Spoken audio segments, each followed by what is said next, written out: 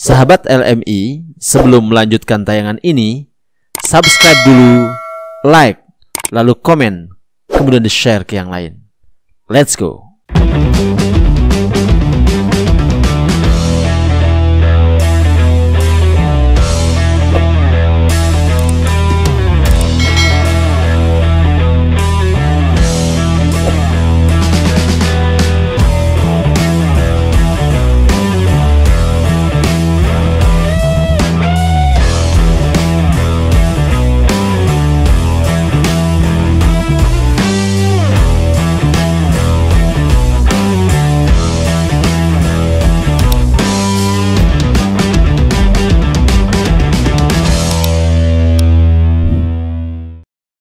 Bismillahirrahmanirrahim. Assalamualaikum warahmatullahi wabarakatuh. Sahabat-sahabat LMI Channel di mana saja berada, alhamdulillah pada hari ini saya mendapatkan nikmat bertemu dengan tokoh muda kita di Kabupaten Lombok Barat, yaitu Al-Ustaz Ahyar Rosidi. Beliau adalah anggota DPRD Kabupaten Lombok Barat, Komisi 3 yang membidangi infrastruktur, perhubungan, dan beliau juga adalah sekretaris Partai Keadilan Sejahtera Kabupaten Lombok Barat. Hari ini kita berbincang-bincang ringan sama beliau seputar eksistensi beliau di dunia dakwah dan di dunia politik tentunya. Assalamualaikum warahmatullahi wabarakatuh. Waalaikumsalam, Tuan Guru. Masya Allah. Pertama terima kasih sudah diberikan kesempatan bertemu di tengah-tengah kesibukan yang luar biasa hari ini ya. Pertama, apa kabar dulu Tuan Guru? Alhamdulillah, alhamdulillah, syukurillah. Nggih. Sehat walafiat Tuan Guru. Alhamdulillah. Berkat doa antum. Gini, banyak sahabat-sahabat LMI pingin tahu ya. Kita tahu bahwa Ahyar Rosidi ya, itu adalah tokoh muda ya yang dulunya adalah aktivis di kampus dan aktivis dakwah. Kita pingin tahu kok bisa terjun di dunia politik, itu ceritanya bagaimana? Mungkin dari dunia aktivitas di kampus dulu, kemudian sampai dengan hari ini. Saya kira juga agak cepat ya prosesnya. Masya Allah. Pertama, alhamdulillah saya sangat berbahagia pada pagi hari ini mendapatkan sebuah kemuliaan, Ustaz. Dikunjungi sama guru saya, Ustadz saya ini, Ustadz Lalu Iqbal, yang sudah lama saya pantau. Alhamdulillah, satu nikmat yang luar biasa bisa menyambung silaturahim dengan antum, Ustaz. Jadi alhamdulillah sebenarnya ya mengalir aja semuanya, Tuan Guru ya. Mengalir ya, kalau dulu kita sering berubah-ubah cita-cita kita ya. Ketika di Sanawiyah kita ingin menjadi seorang guru, ingin seorang ustadz. Di Aliyah kita ingin jadi pemain sepak bola dulu. Ya awal mulanya ketika saya diamanahkan dan terpilih menjadi ketua OSIS, itu awal mula saya mulai merasakan ada benih-benih lah bakat untuk bisa mengelola orang banyak, kira-kira begitu. Ketika awal saya terpilih menjadi ketua OSIS di Pondok Pesantren Al Islahuddin. Waktu itu kan pemilihannya lumayan seru ya, kayak demokrasi, kayak pemilihan kepala desa, foto kita di pampang di sana sini, kemudian disuruh nyampaikan visi misi di hadapan guru-guru, para santri santriwati, dan disitulah kemudian saya diamanahkan, terpilih dari 5 calon waktu itu, dan kemudian itu dilanjutkan ke jenjang yang lebih tinggi ketika saya melanjutkan kuliah di UIN Mataram, mengambil jurusan Fakultas Dakwah dan Komunikasi, jurusan KPI waktu itu. Ya perlahan-lahan saya sempat dicalonkan menjadi waktu itu istilahnya kalau di UIN itu gubernur, istilahnya gubernur fakultas. Masih IAIN, masih IAIN. Nah di situ kemudian ya saya tampil aktif di kegiatan-kegiatan masyarakat, dan saya memilih jalur pintas ini. Sekali-kali kita terjun di politik ya, salah satunya kita mengambil jalur pintas, yaitu masuk di dunia politik dengan memilih partai politik. Saya mempercayakan lah aspirasi saya di Partai Keadilan Sejahtera. Kok bisa berlabuh di PKS? Apa memang sejak mahasiswa sudah memang arah-arahnya ke sana, atau direkomendasi, atau bagaimana? Proses pengkaderan di PKS seperti apa? Sebenarnya itu juga mengalir saja. Ini kan awalnya dari awal kita mengenal Partai Keadilan Sejahtera ini dari ketika dia bernama PK dulu. Dulu waktu itu saya masih duduk, masih aliyah malahan, masih duduk di bangku aliyah. Kita sudah mengenal namanya Partai Keadilan Sejahtera, yang orientasinya adalah partai dakwah waktu itu. Dari situlah kemudian ada keinginan dan ketertarikan bahwa partai ini sepertinya nyocok lah dengan background kita di pesantren ya, dengan jurusan saya di Fakultas Dakwah dan Komunikasi. Ya, dan kemudian juga guru-guru kita yang kita lihat masuk di Partai Keadilan saat itu ya. Bismillah. Ya. Saya mengambil jalur itu gitu. Iya. Enggak, berarti masuk ke PKS itu enggak asing lah ya kan. Enggak asing. Memang basicnya adalah dakwah, kemudian masuk ke partai dakwah gitu kan. Tapi begitu masuk ke PKS, bagaimana? Karena orang baru kan harus menyesuaikan diri, seperti apa? Ya karena kita orang baru, karena pada umumnya lah semua partai politik ya ada proses yang harus dijalani ya, ada pengkaderan, ada tahapan-tahap, ada marhalah. Kalau bahasanya antum ini ada marhalah, ada tingkatan-tingkatan yang harus kita lewati. Mulai kan salah satu yang saya rasakan di PKS ini ada ta'akhinya itulah, persaudaraannya sangat tinggi ya, ukhuwahnya baik. Kuat ya? Ya kuat sekali ya, saling bina, saling menguatkan, saling mendoakan. Dan saya mulai dari bawah ya, mengikuti kajian-kajian kecil, sehingga sampai hari ini terpilih menjadi sekum ya, di kita tahu masuk menjadi anggota legislatif itu kan perlu perjuangan ya kan. Dan pesta demokrasi itu luar biasa dinamikanya di tengah masyarakat, dan semua orang tahu ya.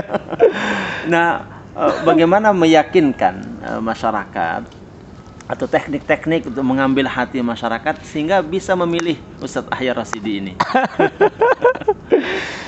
Masya Allah, ini berbagi jadi. Nanti setelah ini ada pertanyaan lanjutannya. Masya Allah, jadi menarik sebenarnya masuk dunia politik ini, Zat. Kalau ana sih niatnya kita beramar ma'ruf nahi mungkar, bahwa memang dakwah itu ternyata tidak hanya di masjid ya, dakwah itu tidak hanya di surau-surau, di masjid-masjid atau di majelis-majelis taklim, tetapi dakwah ini sangat luas cakupannya, termasuklah dakwah di dunia politik. Jadi saya sih berniat bahwa saya ikut maju di dunia politik ini ya. Salah satu niatnya kita ingin amar ma'ruf nahi mungkar. Bahwa ada pilihan-pilihan. Bahwa ketika kita ingin dipilih dalam sistem demokrasi ini dengan berbagai macam latar belakang ya, masyarakat ya, mohon maaf kita sudah paham semua, ada yang latar belakangnya ini, itu dan lain sebagainya. Ya, ada pilihan alternatif mungkin buat masyarakat sehingga menjatuhkan pilihannya itu kepada yang kita harapkan orang yang pas begitu. Karena menjadi anggota DPR ini kan mengelola suatu kepercayaan yang sangat besar, bisa memberikan mengontrol pemerintahan, bisa ide-ide kita bisa menentukan kebijakan gitu. Dari ruang lingkup yang kecil menjadi ruang lingkup yang besar. Dan satu hal yang saya rasakan Tuan Guru ya, menjadi anggota DPR itu seperti yang perlu tahu sebelumnya bahwa prosesnya, dinamikanya luar biasa di masyarakat itu. Luar biasa. Maka kita bisa mengetahui watak-watak saudara-saudara kita, teman-teman seperjuangan kita, masyarakat kita melalui sistem demokrasi. Ya, kemudian sekarang saya terpilih ini ceritanya. Saya merasakan ini pengalaman ini. Beban pikiran kita bertambah. Amanah kita bertambah. Tapi sisi yang lain manfaat kita semakin besar. Kalau dulu ketika kita masih belum ruang lingkup kita, bantuan kita mungkin hanya sekitar satu dusun satu kampung atau satu pondok ini aja. Sekarang bisa menyentuh pondok-pondok yang lain, kecamatan-kecamatan yang lain, desa-desa yang lain dengan aspirasi yang kita miliki. Kira-kira begitulah. Berarti eksistensi di legislatif itu sangat strategis ya untuk kemudian mengembangkan sayap-sayap dakwah, membantu banyak masyarakat. Masya Allah. Tapi benar nggak sih, Ustadz, setelah jadi anggota DPR itu kalau dulu sebelum menjadi kampanye banyak yang datang, sekarang lebih banyak lagi Mas. Benar nggak sih itu? Katanya pagi, siang, sore selalu ditelepon, didatangi, benar nggak? Masya Allah. Jadi sebenarnya sebelum jadi DPR intensitas orang datang lebih banyak sebenarnya. Jadi di masa-masa 1 tahun kita kampanye terbuka itu orang datang karena memang kita membutuhkan orang datang ke kita untuk berdiskusi, meyakinkan orang gitu. Bahkan kita yang datang ke lokasi-lokasi untuk menyampaikan ini loh sosok kita, inilah visi-visi kita, ingin menjadi wakil rakyat. Setelah kita menjadi anggota DPR, tentu ya memang banyak yang datang, tapi juga tidak sebanyak dulu. Bisa kita atur ritmenya, bisa kita atur ritmenya. Tapi memang intensitasnya yang semakin tinggi, ya dari pagi hari, siang hari, malam hari ini rutin lah. Hampir setiap hari kita menerima tamu dan saya secara pribadi itu menjadi suatu kemuliaan buat saya. Orang enak datang ke rumah saya itu menjadi sesuatu banget gitu ya. Orang nyaman datang. Dan terus banyak juga yang beberapa teman yang kita datangi kita kunjungi itu kadang mengeluh, ini sedikit-sedikit ada siapa yang keluarga yang sakit ke kita, ada ini ke kita, semua ke kita. Jadi kita bingung bagaimana merespon semuanya. Itu benar gak sih? Ini perlu kita tahu pengalaman pribadi antum. Memang itu sangat betul ya. Ada teman kita menikah atau ingin menikah lagi gitu. Curhat gimana gini-gini, tolong dibantu. Ada saudara kita yang sakit. Kemudian ada yang banyak hal lah. Sisi-sisi sosial kemasyarakatan yang membutuhkan. Nah, disinilah terkadang memang pengalaman saya 2 tahun ini, mudah-mudahan di tahun ketiga bisa lebih baik pengelolaan manajemen saya ya terkait masalah. Karena tetap pengeluaran kita justru banyak yang di sisi-sisi yang itu, di sisi waktu-waktu yang tidak terduga. Ada orang meninggal dunia ya, masyarakat kita baik di satu dusun atau di dusun yang lain yang waktu itu kita mendapatkan suara di sana. Ya, terus ada juga yang bilang, ini kita minta konfirmasinya aja. jadi anggota DPR itu banyak masuknya, lebih banyak keluarnya. Itu jadi ada teman saya ngirim begini kemarin. Ini menarik ini untuk saya bacakan dan sebentar dulu. Ada teman ngirim tulisan. Apa katanya? Ini anggota DPR juga? Iya, anggota DPR juga. Mengeluh atau gimana? Jadi mengeluh juga. Mengeluh tapi beliau bilang gajian sekarang itu seperti kayak proklamasi katanya. Ditunggu dengan seksama, lalu hilang dalam tempo yang sesingkat-singkat. Tapi gini, yang menariknya ya, teman-teman banyak yang mengeluh, bilang wah sedikit-sedikit ke kita, sedikit-sedikit yang bukan merupakan tupoksi kita ke kita juga. Itu kan banyak teman-teman bilang begitu. Kemudian kayak tadi mengibaratkan proklamasi, ya kan? Ditunggu dengan seksama, ya kan? Kemudian habis dalam tempo yang singkat. Tapi kok banyak yang mau jadi DPR itu kan sepertinya ada yang paradok ya. Satu sisi banyak mengeluhnya karena banyak pengeluaran sedikit-sedikit ke kita dan sebagainya. Tapi coba lihat pas pencalonan, banyak juga yang ingin jadi anggota DPR. Ini sebenarnya ada apa sih? Apa ada yang disembunyiin nggak sama teman-teman DPR? Iya, itu manusiawi ya, saya rasa, keinginan untuk mengejar sebuah target atau jabatan. Dan wajar teman-teman DPR, masyarakat mau ingin menjadi anggota DPR. Karena fasilitas ya, kemudian prestisi ya, prestasi ini. Jadi orang menganggap orang menjadi anggota DPR itu sebagian besar masyarakat merupakan suatu prestasi yang besar lah, begitu kira-kira. Ya kemudian ya di samping sisi yang lain ya tentu juga ya ada penghormatan ya. Dari sisi itu mungkin dari sisi manusianya selama jadi anggota DPR mungkin penghormatan orang semakin ya beda. Kemudian ya dengan dan lain-lainnya. Ini yang perlu kita alami, dan lain-lainnya yang orang tahu ketika sudah menjadi anggota DPR. Iya, berarti memang ada sesuatu yang memang dibalik itu. Ya. Ada sesuatu di balik itu yang membuat orang semangat untuk menjadi anggota DPR. Lebih-lebih yang sudah jadi gitu ya. Iya, lebih-lebih yang sudah belum jadi dan belum jadi pingin, begitu jadi lebih pingin lagi. Lebih pingin lagi. Karena apalagi kalau yang sudah jadi kan ada perasaan gimana ya untuk mempertahankan itu, saya rasa secara psikologis ya itu sangat mempengaruhi. Memang kalau mungkin sekarang ini ya teman-teman DPR mungkin mengeluhnya manusiawi ya, karena apa yang terjadi sebelum COVID itu berbeda dengan setelah COVID. Kalau di DPR itu ada istilahnya, kalau di masyarakat kan ada istilah COVID-19. Itu COVID-19 itu membatasi ruang lingkup orang untuk bergerak. Nah, di DPR itu ada tambahan, ada COVID-19, ada juga COVID-33 namanya. Apa itu? COVID-33 itu ada Perpres Presiden, peraturan Presiden nomor 33 namanya. Kalau teman-teman DPR menyebutkan COVID-33.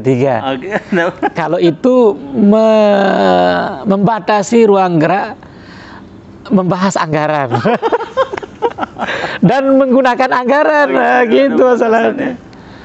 Ya lo kalau dulu senang pergi keluar, sekarang pulang pergi senang, sekarang dibatasi.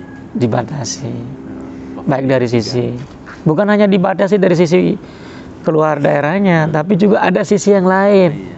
Pengelolaan anggaran lah. Iya, pengelolaan anggaran menjadi sekian. Jadi dibatasi perharinya sekian dengan peraturan itu. Ya itulah COVID-33 itu, dan itu lebih menyakitkan bagi ada sebagian dibanding COVID-19 itu. COVID-19 membatasi ruang gerak orang untuk berkerumun, berkumpul, bergerak. Nah, COVID-33 ini membatasi anggota DPR, eksekutif dan legislatif untuk membahas anggaran dan menggunakan anggaran. Ada aja ya. COVID-33 namanya. Gitu. Ya ini hanya ini saja ya. Ya, goyonan saja. Artinya tidak terlalu dianggap serius ya. Jangan dianggap serius ya. Jangan serius nanti. Jangan sampai kena UIT. Ya, Ustadz Ahyar ini kan sekarang jabat sekretaris PKS Lombok Barat. Secepat itu. Nah, ini juga perlu kita tahu nih. Apa ini? Apakah ada man behind the guns?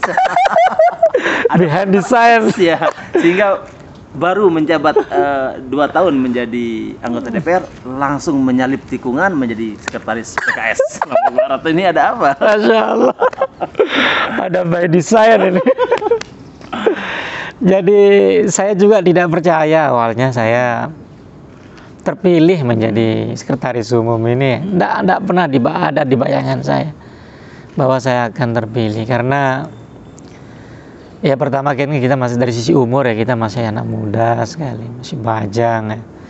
Dari sisi pengalaman, dari sisi ilmu, manajemen masih. Kemudian mengelola partai PKS yang dikenal memiliki kader yang militan, dikelola dengan.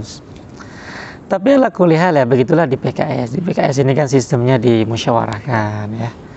Dimusyawarahkan, kemudian ada istilahnya di PKS ada pemira, itu pemilihan antar ini kader, dimunculkan nama-nama, diusulkan. Dan muncullah saya di situ.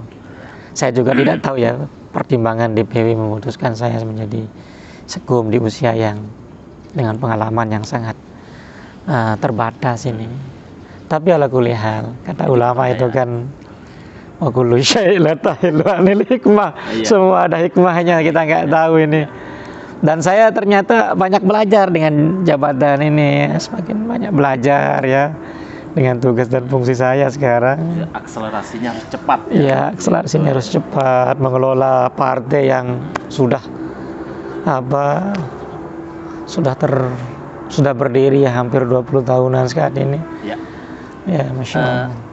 Ada yang menyebut eksistensi Ustaz Ahya Rosidi menjadi anggota DPR, kemudian sekretaris PKS, itu tidak lepas dari orang-orang sekelilingnya. Salah satunya adalah kakak ini ya, Kak Tuan ya, Tuan Taisir ya. Jadi seberapa besar peran dan pengaruh beliau dalam mempercepat langkah-langkah Ustaz Ahya Rosidi untuk sampai kepada jabatan-jabatan tadi? Sebenarnya enggak juga Tuan Guru, enggak. Jadi Tuan Guru Taisir justru ketika dia balik dari Mesir memutuskan untuk tidak aktif di partai. Dan dia secara struktural juga tidak masuk dalam struktur partai. Partai manapun, termasuk PKS. Beliau di awal pulang itu ingin membangun pesantren, memajukan pesantren ya. Kalau beliau menyebutkan ada istilahnya teri itu ya, 3 penyerang istilahnya. Kalau dalam sepak bola beliau sering mengistilahkan beliau itu adalah strikernya, penyerang, artinya keluar ya. Baik itu ke dalam negeri ataupun ke luar negeri. Mencari donasi, mencari donatur, mencari bantuan. Beliau menyerang, mengisi pengajian di majelis-majelis taklim, baik itu di dalam daerah ataupun luar daerah, semata-mata untuk membangun pondok pesantren As-Sohbah yang beliau rintis dari awal. Nah, kemudian saya ditempatkan sebagai playmaker. Dari awal saya ditempatkan sebagai playmaker yang mengatur ritme serangan ini supaya jangan terlalu menyerang tapi pertahanannya lemah gitu ya. Jadi saya mengatur, tukang atur kemana beliau kemana, hari ini harus kemana, apa yang harus dibicarakan, dulu saya atur beliau di awal-awal, termasuk kunjungan-kunjungan beliau ke luar negeri, ke luar daerah, membahas ini dan lain sebagainya. Jadi saya ditempatkan sebagai playmaker, sampai hari ini saya ditempatkan sebagai playmaker, tukang bagi-bagi peran. Ya, saya di eksekutif pemerintahan, disitulah saya membagi diri, kemudian membantu beliau meringankanlah sedikit beban-beban dulu yang kita amanahkan beliau sebagai striker yang harus menyerang. Dan kemudian ada Ustadz Khalid ini, beliau ditempatkan sebagai kiper, penjaga gawang di sini. Beliau tidak diizinkan untuk mengajar dulu dari awal, beliau tidak diizinkan untuk menjadi dosen walaupun beliau diminta di sana sini waktu itu. Tapi Tuan Guru Taisir minta antum di sini aja, tinggal di sini. Pokoknya inti di sini besarkan antum sebagai kiper, penjaga gawang, menjaga keseimbangan supaya kita menyerang tapi bobol gitu ya. Jadi kira-kira begitu. Berarti berbagi peran ya? Tepatnya berbagi peran ya? Iya, jadi berkaitan dengan pertanyaan antum yang tadi itu, tidak ada intervensi apa-apa dari Tuan Guru Taisir. Beliau juga mungkin secara kedekatan dengan para petinggi-petinggi PKS di NTB ya mungkin beliau teman kuliahnya dulu di Jakarta, tapi untuk mengintervensi karena PKS punya sistem tersendiri, apalagi Tuan Guru Taisir kan sekarang sudah tidak udah lama beliau tidak aktif di partai. Adapun karena saya tambahkan sih, adapun karena subjektivitas ya mungkin karena beliau itu adalah kakak kandung saya mungkin diasumsikan sih. Padahal tidak ada media. Menarik ya, berbagi peran nih antar saudara ya. Kita kembali ke partai selaku Sekretaris Umum PKS Lombok Barat. Apakah ada misi untuk menurunkan sang ketua Hajah Nur Adha sebagai kandidat Bupati Lombok Barat? Iya. Kesanakah arahnya? Masya Allah. Jadi beliau masuk dan sudah diinstruksikan dari DPW bahwa nama beliau masuk menjadi salah satu kandidat kepala daerah di Kabupaten Lombok Barat. Ini ya terlepas nanti dalam komunikasi politik kita ya, posisi nomor 1 atau nomor 2 itu nanti mengalir aja, tergantung komunikasi politik yang lain. Tapi hari ini DPW Dewan Pengurus Partai Keadilan Sejahtera Nusa Tenggara Barat melalui bidang BP3-nya yang mengurus tentang pemilu dan pilkada memutuskan dan menginstruksikan kepada Ibu Hajah Nurul Adha dan kepada struktur yang ada di Kabupaten Lombok Barat untuk maju menjadi salah satu kandidat nanti di Pilkada Lombok Barat 2024. Maka salah satu bentuk keseriusan PKS kemungkinan para kader-kader yang diamanahkan atau diinstruksikan untuk maju menjadi anggota DPR untuk maju di Pilkada nanti, beliau tidak akan maju di pemilu. Oh gitu ya. Jadi supaya lebih fokus mempersiapkan infrastruktur kemenangan itu gitu ya, kira-kira begitulah. Karena kita ingin serius ini, tidak main-main ya kira-kira, insya Allah. Bahwa PKS menginginkan suatu perubahan, ingin kadernya duduk di eksekutif itu suatu hal yang lumrah hari ini ya, karena dan memang persiapannya juga harus vulgar. Harus vulgar. Memang beliau akan calon gitu ya. Iya, beliau ikut calon. Karena kalau saya tanya beliau, sempat saya bertemu beliau, dia masih malu-malu. Ibu ternyata calon ya. Ibu dulu ada. Bismillah, insya Allah PKS akan berjuang ya untuk memenangkan kader yang didukung nanti di Lombok Barat untuk pilkada, dan kita akan serius untuk mempersiapkan infrastruktur yang ada dengan potensi-potensi yang kita miliki ya. Insya Allah. Mantap ya. Insya Allah. Baik, terima kasih. Ini Ustadz Ahyar Rasidi ya, Sekretaris Umum PKS yang anggota DPR Lombok Barat. Kita bincang-bincang pagi sekali di tempat ini di Pondok Pesantren As-Sawah Islamiyah di Biletepung, Gerung, Lombok Barat ya. Insya Allah kita ngobrol-ngobrol lagi di lain kesempatan. Masya Allah. Jazakallah. Sangat menarik. Ini baru permukaan aja ini, artinya belum kita kuliti. Belum, nanti resminya pakai jas nanti. Insya Allah kita barangkali nanti undang beliau podcast di studio channel atau kita ke gedung DPR. Insya Allah semata-mata untuk kita terus menjalin sinergi dan silaturahim. Karena LMI Channel punya tagline syiar sinergi dan silaturahim. Masya Allah. Mudah-mudahan berkah, bisa membawa manfaat untuk masyarakat. Amin ya rabbal alamin. Ya Rabb, ya Rabb, amin. Terima kasih atas kesempatan. Sama-sama, Tang Guru, sama-sama. Pagi hari ini, sahabat-sahabat LMI Channel, demikian podcast kita langsung dari kediaman beliau di Komplek Pondok Pesantren As-Sawah Islamiyah di Gerung. Mudah-mudahan ada manfaat untuk kita semua. Salam syiar sinergi dan silaturahim LMI Channel. Wassalamualaikum warahmatullahi wabarakatuh. Waalaikumsalam warahmatullahi wabarakatuh.